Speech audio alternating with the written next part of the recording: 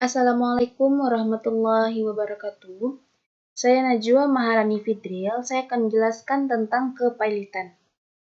Pengertian kepailitan menurut Undang-Undang 37 Tahun 2004 tentang kepailitan yaitu sita umum atas semua kekayaan debitur oleh kurator di bawah pengawasan hakim pengawas. Secara etimologis, pailit berarti kemacetan melakukan pembayaran hutang. Adapun konsep dasar kepailitan yang pertama pada pasal 1131 dan pasal 1132 KUH Perdata yang menyatakan bahwa semua harta kekayaan atau aset debitur menjadi agunan bagi atas segala perikatan yang dibuat oleh debitur. Lalu pada pasal 1132, aset tersebut diperuntukkan bagi semua kreditur karena itu perlu adanya aturan main dengan cara membagi aset tersebut.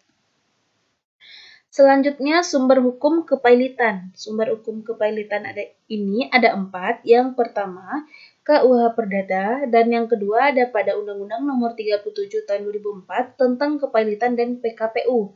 Yang ketiga ada pada KUH Pidana, dan yang keempat Undang-Undang Nomor 40 Tahun 2007 tentang PT. Selanjutnya, azas-azas kepailitan ini ada 4. Yang pertama, keseimbangan. Yang kedua, kelangsungan usaha. Yang ketiga, keadilan. Dan yang keempat, integrasi. Selanjutnya ada tujuan kepailitan. Yang pertama ada pembagian yang sama harta debitur kepada kreditur. Yang kedua, mencegah debitur merugikan debitur. Yang ketiga, melindungi debitur yang beritikat baik.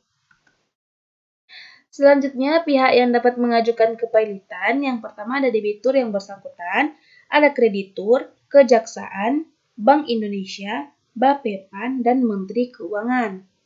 Selanjutnya, pihak yang dapat dimohonkan pailit, yang pertama manusia dan badan usaha atau contohnya firma dan CV. Yang kedua, badan hukum, contohnya pada PT, yayasan, dan koperasi. Yang ketiga itu ada harta warisan, ada pada Undang-Undang Kepailitan dan PKPU 2004. Selanjutnya, syarat kepailitan itu yang pertama, debitur mempunyai 2 atau lebih kreditur. Yang kedua, tidak membayar lunas sedikitnya 1 hutang yang jatuh tempo dan dapat ditagih. Selanjutnya, akibat hukum kepailitan yaitu terhadap harta debitur dikenakan sita umum.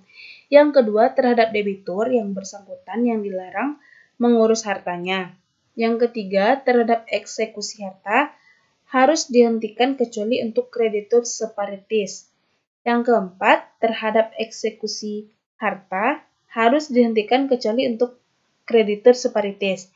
Yang kelima, terhadap perjanjian timbal balik, kreditur berhak minta kepastian. Selanjutnya, terhadap kewenangan bertindak debitur berlaku rezim actio paulina. Dan pada terhadap barang jaminan, ada eksekusi bagi kreditur. Selanjutnya, pengawasan harta pailit yang dilakukan oleh hakim pengawas, kurator atau swasta, balai harta peninggalan atau instansi yang berada di bawah Kemenkumham. Berakhirnya kepailitan itu yang pertama karena terjadinya perdamaian, insolvensi dilanjutkan likuidasi atau pemberesan, dan yang terakhir itu rehabilitasi. Selanjutnya, reformasi di bidang kepailitan itu ada 4. Reformasi substansial, reformasi institusional, yang ketiga reformasi personal, dan yang keempat reformasi kultural. Yang pertama, reformasi substansial ini yang artinya penambahan substansi baru seperti Menteri Keuangan berhak mengajukan pailit, pembatasan waktu 30 hari menjadi 60 hari, pihak di luar perkara berhak mengajukan kasasi. Adapun reformasi institusional ini yang pertama, pembentukan kompetensi relatif dan kompetensi absolut.